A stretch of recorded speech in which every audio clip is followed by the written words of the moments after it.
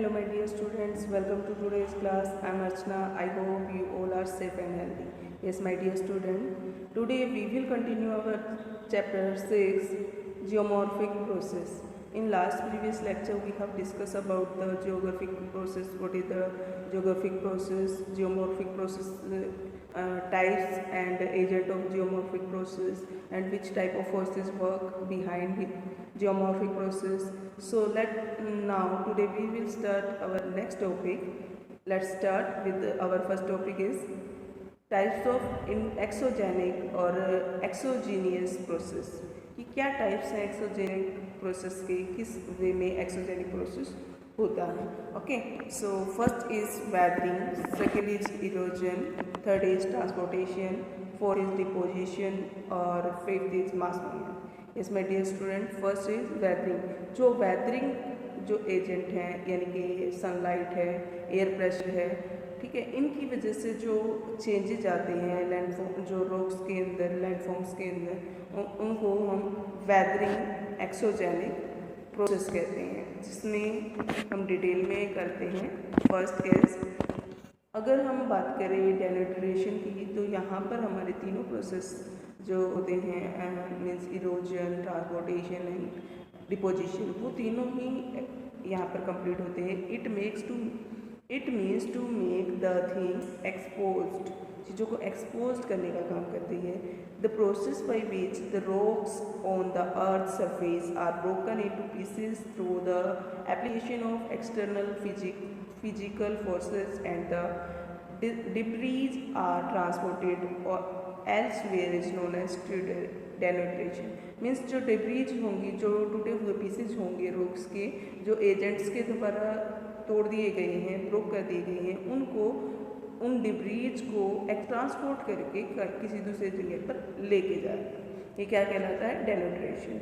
The denudation work is perform through three process such as weathering, erosion, transportation. सबसे पहले weathering, जो हमारे weathering agent है वो वर्क करेंगे. उसमें सनलाइट का इफेक्ट रहेगा, उसमें वाटर का इफेक्ट रहेगा, टेम्परेचर का रहेगा, ठीक है. उसके बाद क्या होगा? उसके बाद जब वो जो रॉक्स है वो ब्रेक हो जाएगी तो उसको इरोड करके और ट्रांसपोर्ट किया जाएगा. देन उसके बाद डिपोजिशन की नेक्स्ट प्रोसेस होगी. Denudation equal weathering plus erosion plus transportation. Is clear? Next is weathering. आप वेदरिंग को यहाँ चेक कर सकते हो कि किस तरह से सनलाइट जो है, सनलाइट और रेन और प्रेशर तीनों का इफेक्ट रहता है, जिसकी वजह से जो हमारे रॉक्स हैं उसमें पीसेज हो जाते हैं और डिब्रीज बन जाती है और उनको one place to another place transport किया जाता है. इसलिए नाउ वेदरिंग को देखते हैं. तो weathering is a process by which the rocks on the surface. Weathering एक प्रोसेस है जिसके द्वारा जो रॉक्स हैं वो सरफेस पर टूटती हैं. Of the earth is broken mechanically into pieces due to snow और frost and variation of temperature, pressure और due to chemical action on the material. जो मटेरियल है उनके ऊपर या तो केमिकल एक्शन हो या प्रेशर का, टेम्परेचर में वेरिएशन होने की वजह से या स्नोफॉल से, फ्रॉस्ट से, इनसे क्या है किसी भी लैंडफॉर्म का जो हमारी अर्थ सरफेस के ऊपर हैं उन रॉक्स का ब्रेक होना, उनमें पीसेस बन जाना, टुकड़े हो जाना और उनका किसी वजह से मैकेनिकल वे में उनका टूटना, ठीक है, ये क्या कहलाता है? Weathering. Even the rock are dislodged by the animals but the rocks weathered this process are not transported elsewhere. वैसे तो एनिमल्स के द्वारा भी जो है रॉक्स हैं वो तोड़ दी जाती हैं. लाइक अगर आपने नोटिस किया हो, अगर किसी फील्ड में, किसी फील्ड एरिया में एनिमल्स के एक ग्रुप को उसके अंदर छोड़ दिया जाए तो वो क्या होंगे, जो वहाँ से चलेंगे तो उनके पैरों के निशान हो जाएंगे. उनसे मिट्टी क्या है, जो ऊपर अपर लेयर है वो क्या हो जाएगी? सॉफ्ट हो जाएगी, स्मूथ हो जाएगी. और वो लूज होने की वजह से क्या होगा? उसमें लूज जब हो जाएगी तो उसमें क्या होगा? वो ईजिली इरोड हो सकेगी और ईजिली ट्रांसपोर्ट हो जाती है. लेकिन यहाँ पर क्या है, इरोजन तो हो गया, मीन्स उसको ब्रोक तो कर दिया गया, तोड़ दिया गया, लेकिन उसको one place to another place नहीं ले जाया जा सकता. जो एनिमल्स हैं वो सिर्फ वहीं पर उस रॉक स्पीसीज को तोड़ सकती हैं. इसलिए like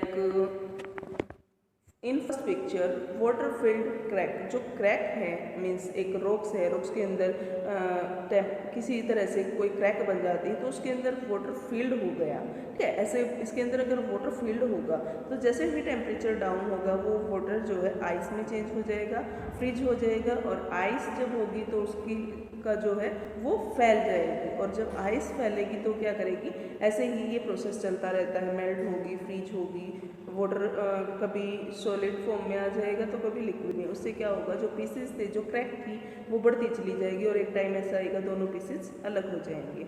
इट्स क्लियर। ये यहाँ पर आप सेकंड पिक्चर में देख सकते हो, रॉक पीसेस जो है वो दो टुकड़ों में डिवाइड हो गए हैं। एंड थर्ड में ये एक प्रॉपर पिक्चर शो की गई है कि किस तरह से कटाव हुई, किस तरह से जो है वाटर की वजह से इरोजन वर्क हुआ। इस okay, erosion what is erosion? The erosion and transportation are accumulated together। एक साथ होती हैं दोनों चीज़ें। जब इरोजन होता है तो जो डिब्रीज बनती हैं, जो रॉक पीसेस बनते हैं, उनको ट्रांसपोर्ट करके ले जाया जाता है, ठीक है। इस पूरे प्रोसेस को इरोजन कहते हैं। और इरोजन की अगर हम बात करें तो वाटर के थ्रू 41% के थ्रू ये 24% इरोजन वर्क होता है on earth surface. The process by which the rocks of the earth crust are eroded by the river, wind, glacier, ocean current, etc. are transported elsewhere is known as erosion। एक place से जो हमारे agent है erosion करने के लिए, जो agent work करते हैं, like river, wind, glacier, ocean current, ये इनसे जो इरोजन रॉक्स पीसेस में इरोड हो जाती है उसको अब ट्रांसपोर्ट करके one place to another place लेकर जाया जाता है, ट्रांसपोर्ट किया जाता है, ठीक है। तो इस प्रोसेस में क्या होता है, इरोजन प्लस ट्रांसपोर्टेशन। अब यहाँ पिक्चर में देखो, जो रेन वाटर है वो डिटैच होता है जो सरफेस है उससे, और डिटैच होकर के क्या है, वहाँ अगर किसी भी प्लेस पर आप नोटिस किया हो बारिश होती है तो बूंद जब गिरेंगी तो क्या होगा, वहाँ से रॉक्स के अंदर अगर वो स्मूथ है ऊपर से तो वो टूटनी शुरू हो जाती है। तो यहाँ पर डिटैचमेंट हुआ, उसके बाद वो जो पीसेज हुए वो वाटर के साथ ट्रांसपोर्ट हुए, यानी कि बह करके आगे गए। उसके बाद डिपोजिशन, जब जैसे ही स्लोप कम होगा तो वहाँ पर क्या है, पानी की स्पीड कम हो जाएगी और चीज़ें जो डिब्रीज, जो रॉक्स पीसेज वो बहा करके ले गए एरोडेड मटेरियल, उसको क्या है वहाँ पर डिपॉजिट करना, यानी कि छोड़ना शुरू कर देता है, उसका जमाव कर देता है, ठीक है। तो इस तरह से डिटैचमेंट, उसके बाद ट्रांसपोर्ट और देन डिपोजिशन। Is clear. ये यहाँ पर क्या है, डिपोजिशन वर्क कंप्लीट हुआ। अब आता है degradation. Degradation is the lowering of a bottom land surface through the process of erosion. अगर हम डिग्रेडेशन की बात करें, लोअरिंग एरिया, बॉटम लैंड में सरफेस पर ये जो है प्रोसेस इरोजन का प्रोसेस होता है। The consequently is the opposite of the vertical components of aggregation and is most frequently applied to sediment removed from a channel bed और other low lying parts of a stream channel. अब एक stream channel है, यहाँ पर आप picture में देख सकते हैं, एक स्ट्रीम चैनल है। ये इसमें क्या है, यहाँ पर जो उसका सरफेस है, उसका जो ओशियन रिवर, उस चैनल का जो फ्लोर है, वहाँ से इरोजन वर्क होता है। उसकी अपर लेयर को काटते हुए वाटर आगे बढ़ा के लेके जाता है, अपने साथ ट्रांसपोर्ट करेगा। ट्रांसपोर्ट करने के बाद जैसे ही वो ऐसे एरिया में आता है जहाँ लो एरिया होते हैं, वहाँ पर वो क्या करेगा, उसका डिपोजिशन करेगा। तो लोअर एरिया में बॉटम लैंड की तरफ सरफेस जो है क्या हो जाता है, इरोजन वर्क करता है, तो वो क्या होगा, डिग्रेडेशन। देन उसके बाद आता है वेदरिंग और इरोजन में डिफरेंस क्या। अब हमने दोनों चीज़ों को देखा, थोड़ी सिमिलैरिटी है कि वेदरिंग और जो इरोजन वर्क है उसमें हल्का सा डिफरेंस है। डिफरेंस क्या है, वेदरिंग जो है, वेदरिंग प्रोसेस ऑफ डिसइंटीग्रेशन और decomposition of rocks which stay then in the same place. Erosion हुआ लाइक एनिमल्स ने किसी एरिया के अंदर जो सोयल है उसने इरोजन किया, बट वो उसको ट्रांसपोर्ट नहीं कर पाए, सेम प्लेस पे वो चीज़ें डिपॉजिट है, तो वो क्या कहलाएगा, हमारा क्या कहलाएगा, वेदरिंग। और जब वो वेदरिंग जो हुई है, जो इरोजन हुआ, उस इरोडेड मटेरियल को जो ट्रांसपोर्ट करके अदर प्लेस पर सम एल्सवेयर कहीं भी उसको लेकर जाता है, तो वो क्या होगा, इरोजन। प्रोसेस ऑफ डिसइंटीग्रेशन और decomposition of rocks which are transported somewhere else, कहीं और उस जहाँ से उसको इरोड किया गया उस प्लेस से किसी अलग प्लेस पर जब उसको ट्रांसपोर्ट करके ले जाया जाता है बाय एजेंट, तो वो क्या कहलाएगा, इरोजन। इट मीन्स वेदरिंग और इरोजन में सेम डिफरेंस, मेन डिफरेंस क्या है, मेन क्या है, जो वेदरिंग होती है उसमें जो इरोडेड मटेरियल है वो सेम प्लेस पे पड़ा रहता है, लेकिन इन अदर हैंड इरोजन की बात करें तो वहाँ पर जो इरोडेड मटेरियल है उसको ट्रांसपोर्ट करके अदर प्लेस पर ले जाया जाता है। इट्स क्लियर, ये था इसका मेन डिफरेंस। अब आता है डिपोजिशन। डिपोजिशन यानी कि अब इरोड भी हो गया, ट्रांसपोर्टेशन भी कर लिया, अब क्या होगा, अब होगा डिपोजिशन वर्क। जो एजेंट्स हैं वो क्या है, उस इरोडेड मटेरियल को डिपॉजिट करेंगे in another place. Okay, now deposition is the constructive process of accumulation into beds और irregular masses of low sediments or other rock material by any natural agents। किसी भी नेचुरल एजेंट के द्वारा जब erosion work होता है उसमें accumulation process होता है, जो पैड्स होती हैं वो इरेगुलर होता है, मीन्स लगातार न होकर कभी कभी होता है, और जो सेडिमेंट्स हैं वो वहाँ से मतलब रिमूव हो जाते हैं और मटेरियल कम पड़ जाता है, तो वो होता है, और फिर जो मटेरियल है उसको क्या करता है, डिपोजिशन करना शुरू कर देता है और उन सेडिमेंट्स को एक जगह पर कलेक्ट कर देता है, मीन्स डिपॉजिट कर देता है। यहाँ पे इस पिक्चर में देख सकते हो, लाइक फर्स्ट पिक्चर जो है इसमें डिपोजिशन मीन्स हमने मटेरियल को उठाया और ट्रांसपोर्ट किया किसी व्हीकल से और डाल दिया, ये डिपोजिशन है। बट एक नेचुरल एजेंट से जब होता है तो ही हम उसको एक प्रॉपर जो डिपोजिशन है बाय एजेंट या जो हमारे जियोमॉर्फोलॉजी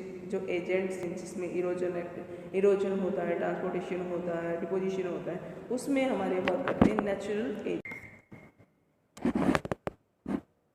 ठीक है, तो यहाँ पर आप सेकंड पिक्चर में देख सकते हो कि किस तरह से जो रिवर है, रिवर के साथ जो हमारे जो एजेंट है, एजेंट वर्क करता है, तो इरोड करके मटेरियल लेके आया, जैसे ही स्लोप डाउन होता है तो वहाँ पर वो डिपोजिशन होना शुरू हो जाता है, चाहे वो एजेंट रिवर हो, चाहे वो विंड हो, चाहे ग्लेशियर हो, कोई भी नेचुरल एजेंट है, जब वो इरोडेड मटेरियल को ट्रांसपोर्ट करके लेके चलता है, जैसे उसकी पावर कम होती है, अगर विंड है, विंड की ब्लोइंग पावर कम हो जाएगी, अगर उसके रास्ते में बैरियर आ जाएगा तो उससे टकराएगी और उसकी पावर कम होगी, जो भी वो मटेरियल लोड करके लेके आई है उसको डिपॉजिट वहीं पर डिपॉजिट कर देगी, मीन्स वहीं पर छोड़ देगी, इसलिए। और लाइक रिवर में क्या होगा, रिवर अपने वाटर के साथ जो लोड करके ट्रांसपोर्ट करके लेके आई है, अब उसको वो जैसे ही स्लोप आएगा उसके वाटर की जो स्पीड है वो कम हो जाएगी और वो क्या करेगी, डिपॉजिट करना शुरू कर देगी, मीन्स उसको वहाँ पर छोड़ना शुरू कर देगी, जिससे क्या होगा, डिपोजिशन वर्क कंप्लीट होगा। इसके next is faulting. Fault is a planar और gently curved fracture in the rocks. Rocks के अंदर जो फ्रैक्चर आ जाते हैं उसको बोलते हैं fault of the earth crust, where compositional और tensional forces cause relative displacement of the rocks on the opposite side of the fracture. जो फ्रैक्चर है उसमें क्या होता है, कई बार जो फ्रैक्चर है वो कर्व की फॉर्म में आ जाती है या एक स्ट्रेट लाइन में आ जाती है, उससे क्या होगा, दूसरी साइड जो फोर्स होती है वो फोर्स वर्क करती है और उसको अप डाउन कर देती है उस पूरे पार्ट को। आप यहाँ पर देख सकते हो नॉर्मल जो फॉल्ट है उसके अंदर क्या है, a block of crust before faulting. ये फॉल्ट होने से पहले यानी कि उसमें दरार आने से पहले कैसा है, रॉक पीस पूरा ब्लॉक है। अब यहाँ पर क्या होता है, बी पार्ट में बी जो पिक्चर है उसमें देखो, after faulting note that the block becoming longer. Fault होने के बाद वो ज़्यादा दूर तक नहीं गया है, वो ज़्यादा लंबा नहीं है, थोड़ा सा उसमें चेंज आया, मतलब उसकी जो इक्वल था ऊपर से सरफेस वो डाउन की हो गया, सरफेस डाउन चला गया। Third is an eroded normal fault. Note that the well misses the grey layer completely। अब यहाँ पर क्या होता है, जो completely वो जो फॉल्ट हुआ है वो उससे अलग हो जाता है और इसमें ब्रेक होकर के टूटना शुरू हो जाते हैं, अपोजिट साइड वो उसमें एक तरह से इरोजन वर्क होना शुरू हो जाता है। इसलिए Next is folding. Fold is an undulation or waves in the stratified rock of the earth crust. Earth crust के अंदर जो rocks जो है वो क्या हो जाती है, rocks के अंदर fold आ जाते हैं। लाइक आप नीचे पिक्चर में देख सकते हो, इस तरह से जब fold आ जाते हैं अर्थ क्रस्ट में, ठीक है, और वेव्स जैसी बन जाती है, ऐसे लहर जैसी बन जाती हैं। अ फोल्ड ओकर व्हेन वन और a mass of originally flat and planar surface such as sedimentary strata are bent or curved as a result of permanent deformation. Next is sedimentation. Sedimentation is the process by which sediment is mechanically deposited from suspension within a fluid, generally water, ice, thereby accumulating as layer of sediments that are segregated owing to differences in size, shape and composition of the sediment particles. अब क्या है, यहाँ पर जो sediments हैं उनका deposition होता है जनरली वाटर और आइस के द्वारा। सस्पेंशन जो रहती है उसमें क्या है, लेयर बन जाती हैं, लेयर ऑफ सेडिमेंट्स बन जाती हैं, और यहाँ पर साइज़ और उनका शेप और कंपोजिशन जो है चेंज हो जाती है सेडिमेंट पार्टिकल्स की। इसलिए यहाँ पर आप पिक्चर में देख सकते हो किस तरह से फर्स्ट वाली पिक्चर में देखो, सेडिमेंट्स को नीचे लेयर्स में शो किया गया है, किस तरह से इनको यहाँ पे आप चेक कर सकते हो। ये सेडिमेंट्स जो है पानी के थ्रू, वाटर के थ्रू जो है नीचे डिपोजिट हो जाते हैं, नीचे ट्रांसपोर्ट होके चले जाते हैं। तो ये क्या था, कंपोजिशन हो जाता है, लेयर्स में सेडिमेंटेशन होता है, मीन्स उन सेडिमेंट्स को एक लेयर में डिपॉजिट करना, ठीक है।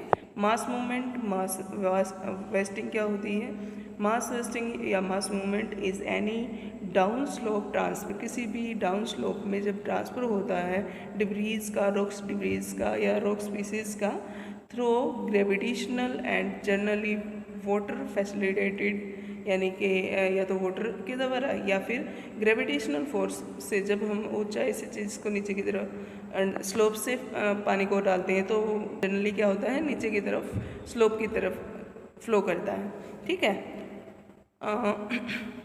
Of near surface soil and rock material, जो नियर सरफेस है वहाँ पर सॉयल रॉक मटेरियल वो भी इसी तरह से मास मूवमेंट की फॉर्म में, मास वेस्टिंग की फॉर्म में ट्रांसफर हो जाता है। Rates of mass movement range from very slow के अकॉर्डिंग जो है ये वेरी करती है, creep to nearly instantaneous slope failure. अगर किसी भी एरिया में स्लोप तीव्र है तो वहाँ पर क्या है, ज़्यादा कटाव होगा, इरोजन वर्क ज़्यादा होगा। लाइक फर्स्ट पिक्चर, यहाँ पर क्या है, पूरी की पूरी जो लेयर है, पूरी की पूरा एक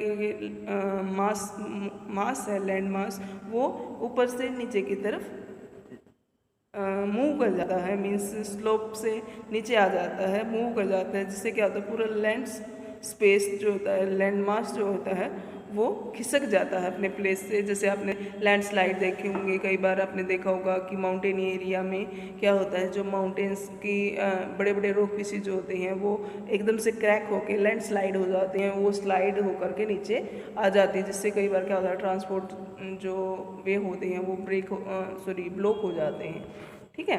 तो जियोमॉर्फोलॉजिकल प्रोसेस में हमने क्या किया, टेरेस्ट्रियल प्रोसेस किया और एक्स्ट्रा टेरेस्ट्रियल प्रोसेस किया। Is clear?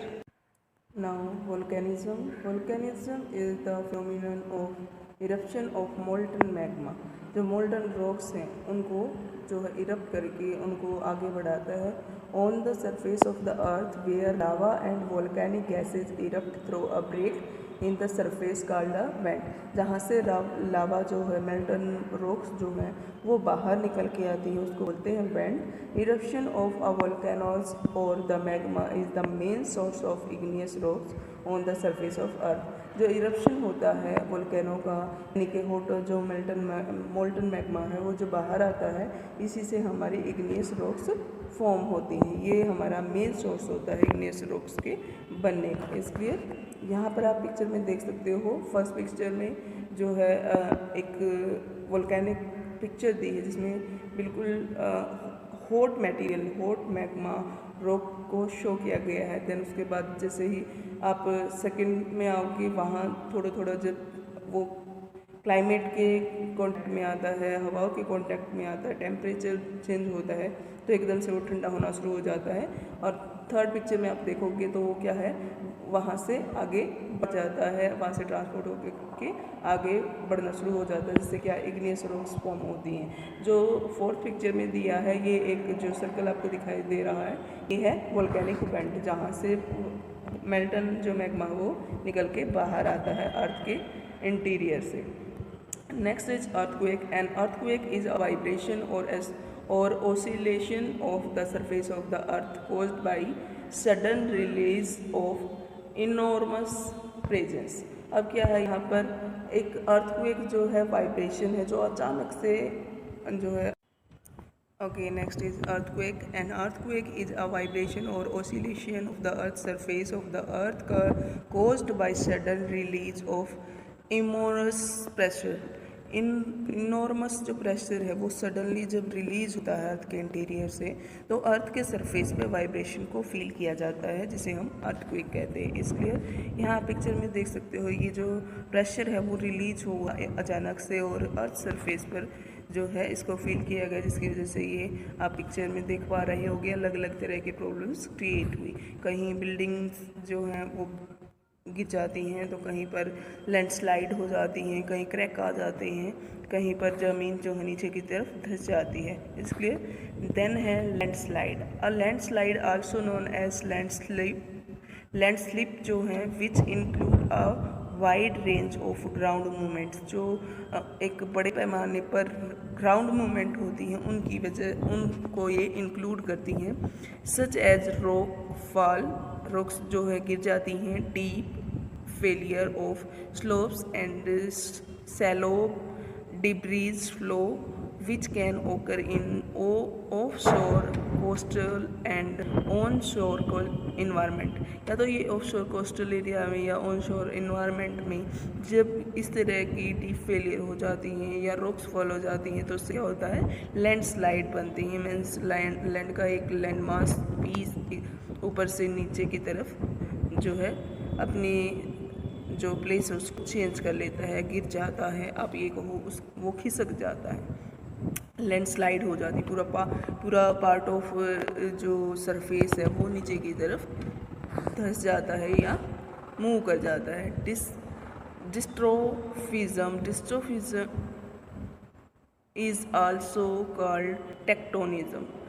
जो डिस्ट्रोफिज्म है वो टेक्टोनिज्म के नाम से भी जाना जाता है। Large scale deformation of earth crust by natural process which leads to the formation of continents and ocean basins, mountain system, plateau, rift valleys and other features by mechanisms such as plate movement, volcanic loading और folding।